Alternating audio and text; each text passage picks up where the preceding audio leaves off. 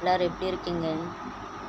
நான் உங்களுக்கு ஒரு விஷயம் ஷேர் பண்ணுறேன் ஃப்ரெண்ட்ஸ். இன்றைக்கி என்ன தெரியுமா, வெளியில் வேலை போகிறவங்க, வீட்டுக்கார வேலைக்கு போகிறாங்கல்ல, அவங்க வந்து வீட்டுக்காரவங்க சரி, வெளியில் இருக்கிறவங்க சரி, நீங்கள் சும்மா தானே இருக்கிறீங்க, சும்மா தானே தண்டமாக இருக்கிறீங்க, என்ன வேலை செய்கிறீங்க அப்படின்னு சொல்லி ஒரு கேள்வி கேட்கும்போது எவ்வளோ கஷ்டமாக இருக்கும் தெரியுமா ஃப்ரெண்ட்ஸ்? ஏன் தெரியுமா, நம்ம காலையில் எந்திரிச்சு சமைக்கிறோம், வீட்டு வேலை செய்கிறோம், பாத்திரம் கழுவுறோம், மதியானம் துணி துவைக்கிறோம், சாயந்தரம் மறுபடியும் பாத்திரம் துவைச்சி மறுபடியும் நைட்டுக்கு சமைச்சு நைட்டுக்கு என்ன குழம்பு வைக்கிறது, என்ன செய்கிறது அப்படின்னு யோசிச்சுட்டே இருக்கும்போது என் பையனுக்கு ஒன்று பிடிக்கும், பொண்ணுக்கு ஒரு பிடிக்கும், வீட்டுக்காரருக்கு ஒன்று பிடிக்கும்.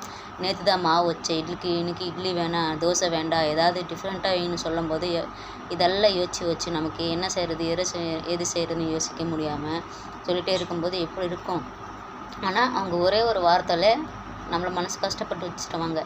எப்படி, நீ வீட்டில் தானே சும்மா தானே கிடக்குற, ஏதாவது ஒன்று செய்ய வேண்டியது தானே அப்படின்னு சொல்லும்போது எப்படி இருக்கும் ஃப்ரெண்ட்ஸ்? வீட்டில் இருக்கிற வேலை வீட்டுங்களுக்கு தான் தெரியும், வெளியில் இருக்கிற வேலை வெளியில் இருக்குன்னு தான் தெரியும்.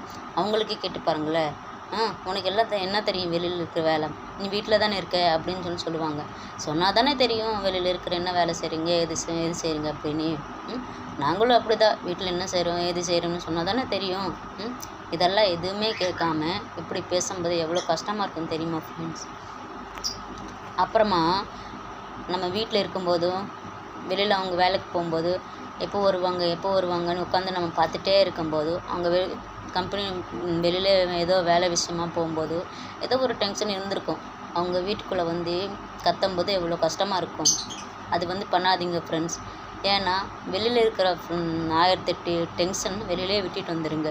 வீட்டுக்கு வந்தால் ரிலாக்ஸாக இருங்க. அதே மாதிரி வந்தவங்களுக்கு நீங்கள் ஒன்றும் பண்ண வேணாம் ஃப்ரெண்ட்ஸ். ஒரு செம்பு தண்ணி எடுத்து கொடுத்து, எனக்கு எப்படி போச்சு, வேலை எப்படி போச்சுப்பா, நல்லா போச்சுப்பான்னு நீங்கள் கேட்டு பாருங்களேன், அவங்க ரொம்ப சந்தோஷப்படுவாங்க. அதை விட்டுட்டு நீங்களும் டென்ஷன் ஆகி அவங்களும் டென்ஷன் ஆகி நம்மளை பார்த்து நம்ம பசங்க எப்போ பார்த்தாலும் இவங்க டென்ஷனாகவே இருக்காங்களே அப்படின்னு நினைக்கக்கூடாதுங்களா இல்லையா?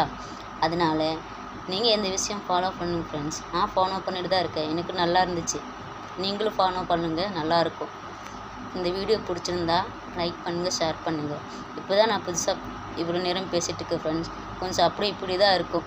ஏதாவது குறை இருந்துச்சுன்னா நீங்கள் மறக்காமல் கமெண்ட் பண்ணுங்கள் ஃப்ரெண்ட்ஸ். நான் அது மாற்றிக்கிறேன்.